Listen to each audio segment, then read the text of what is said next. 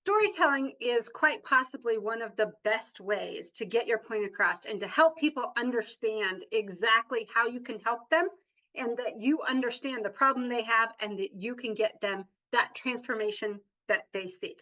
So this module is all about storytelling, how to tell the right stories, what stories to tell, and what the goal of telling a story is. So let's go ahead and jump right in. Here's what we're going to cover: why we tell stories, what types of stories we can tell, what is the framework for the stories we're going to tell, and the most important story that you can tell in your marketing. The reality is, stories make you you. Stories are one of the things that set us apart from everybody else. It's like the key to funnel hacking. We're letting people see us and know who we are. But it's important to understand that you have to become the hero of the story. You are the guide for people to get their desired outcomes. So when we're telling stories, we're telling it from the perspective of us being able to take someone from where they are and get them to where they want to go. And remember, as always, the goal is to stand out. You want to be different. You want to disrupt. You want to make sure that people remember you. So the biggest reasons that we tell stories is to create that know, like, and trust factor. Again, stories make you you. They make you, they're the key to your personal brand. They're the key to you really being able to be relatable to people. So that know, like, and trust factor that we're really trying to build in that nurture phase of in that get to know you phase of our marketing staircase, stories are a great way to do that. It gets people to see us a little bit differently. Additionally, stories can create alignment with you and your audience. We've talked about the goal is to attract people that we want to buy from us and repel everybody else. Stories help us do that. They create an alignment with the people that relate to those stories. But I want you to remember this, and we're going to go through the different purposes and how to create the framework. But we don't just tell stories to tell stories. We want our stories to have a purpose. Here's most common purposes of our stories. One, to explain who we are, right? Like whether it be a belief system, values, things like that. We explain who we are through the stories we tell. Two, to gain authority or credibility. We can tell stories of our experiences, we ourselves or we helped someone else get a certain outcome. We can tell stories that help us show that we know what we're talking about. We have the experience to help people.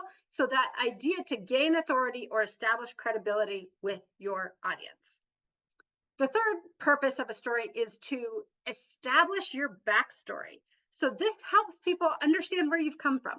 If you've gotten a certain result, helps that. Or if you have a relatable backstory, people want to know you. They want to know exactly what you've been through. So stories can help us establish our backstory as well. They can help us empathize with people.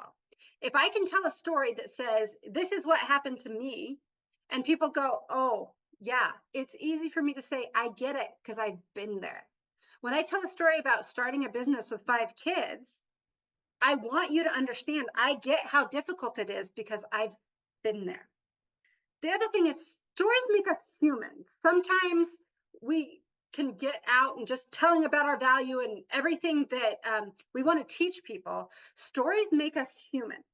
We can share our mistakes. We can share things we've learned. They make us more relatable because they make us human.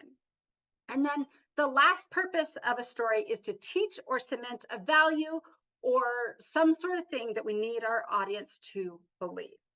And telling those stories that attach to it can help do that.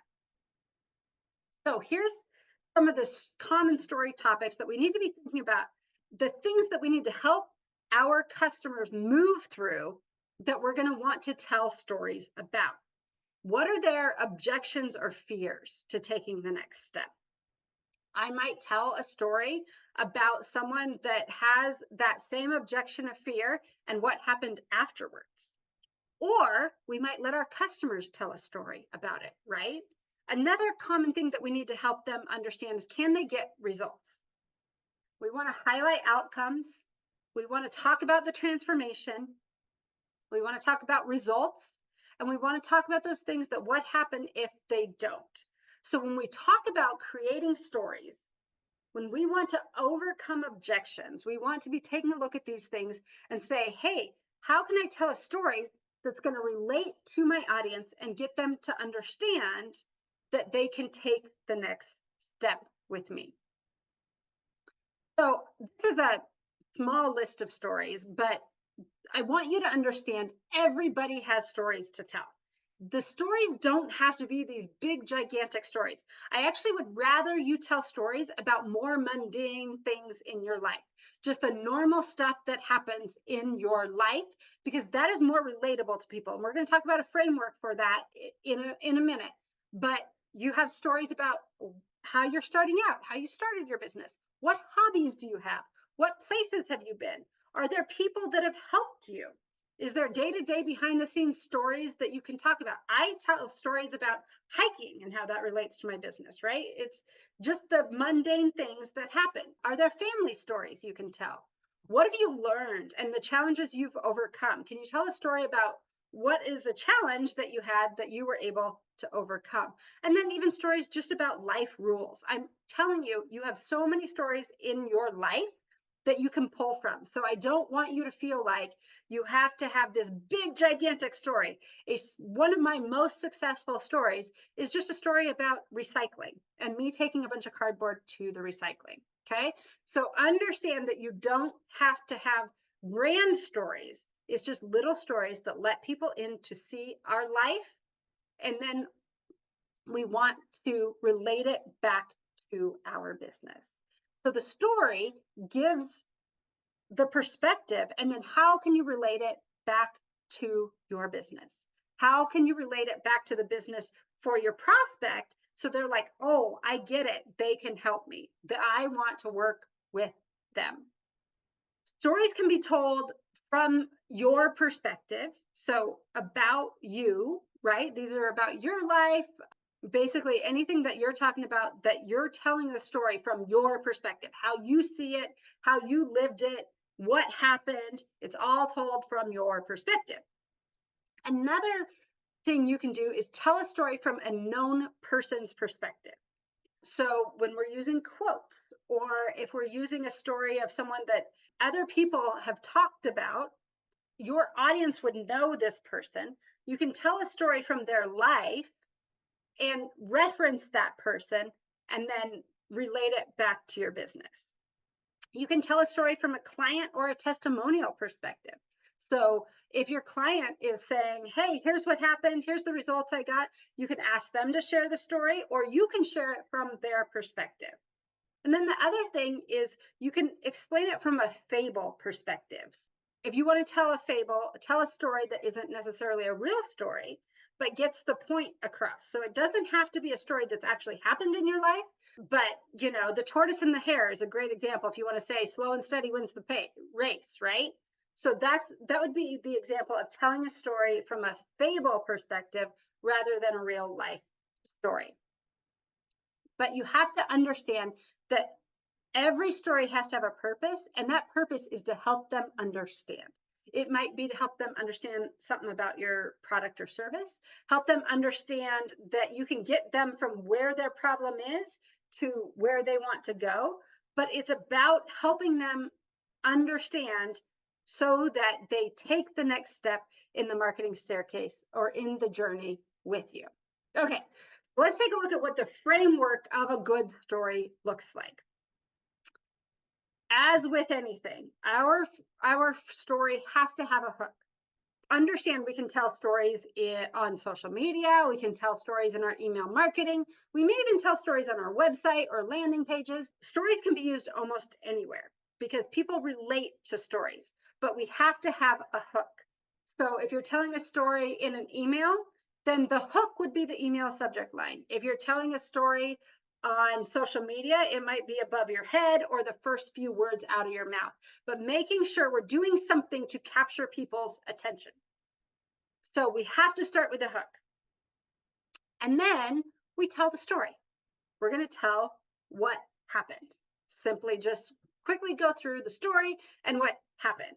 And then we tell them the purpose, why it matters. What was the moral of that story? Okay. Tortoise and the hare, the moral of the story is slow and steady wins the race, right? So that was the purpose. That's why I told you that story. And then we look at the transition. The transition is, how does this apply to your audience or your product or your service? So this is really, why are we telling this story? So if I'm going back to the tortoise and the hare and I say slow and steady wins the race, I might relate that to the fact that you can't build a business overnight.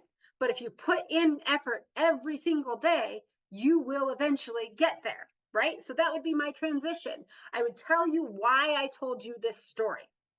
And then finally, what is the call to action? What is the step we want them to take? What is the next step we want them to take? So if you take a look at that framework, I want that in every single story you tell. What I want you to take a look at is, once you have that framework and understand how important stories are, I want you to take a look at and write down, what are the things your customer needs to believe in order to buy from you? What is it that they need to believe in order to buy from you? Again, we're going to go back to these things that you might need to overcome, their objections, their fears. Can they get results? Can what sort of outcomes have you gotten? What sort of transformation are they looking for? What happens if they don't get this? But what do they need to believe in order to buy from you? What is going to make them believe that they can have success with you? And that is the most important story that you will ever tell. The stories that create the beliefs your customers need to buy from you. So I want you to take a look at, what does your customer need to believe in order to buy from you? And then create a list of stories that you can tell in order to cement that belief, to create that alignment with your customers and help them understand that you can get them the results they want. The reality is, storytelling is one of the best ways to become relatable, to help people know, like, and trust you, and really to cement the beliefs that we need people to have in order to buy from us. So when we go into storytelling, I want you to use that framework we discussed, but I want you to start thinking about how everything in your everyday life can be a story you can tell, whether it be on social media, in your email marketing, in all these different places, in order to help people move through that staircase and that customer journey with you. And your next step is really just to start writing down those stories. I want you to tell these stories every single day. Different stories to help people understand that that's how they're going to relate to you, and that's why they should work with you. So go ahead. We'll have a list of the framework in all the stories you have to tell. But remember, we need to bring people in, tell them the story, tell them why we told them the story, and then ask them to take the next step with us.